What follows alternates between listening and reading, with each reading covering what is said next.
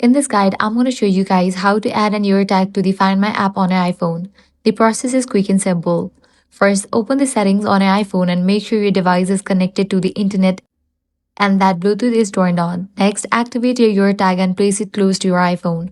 Also, make sure the AirTag has not already been set up with another Apple ID because if it has, you'll see a message saying it's linked to a different account. Now, when you bring the AirTag close to your iPhone, a setup screen should automatically appear. When it does, simply tap connect and follow the prompts on the screen. Alternatively, you can also add it manually through the Find My app by opening the app, tapping the plus icon and selecting Add AirTag. Then follow the on-screen instructions to complete the setup. During the process, you'll be asked to choose a name for your AirTag, such as keys, backpack, or any custom name you prefer. You can even choose an emoji to help you easily recognize it in the items list. After selecting the name, tap Agree to Terms and Conditions and wait a few seconds while the setup finishes.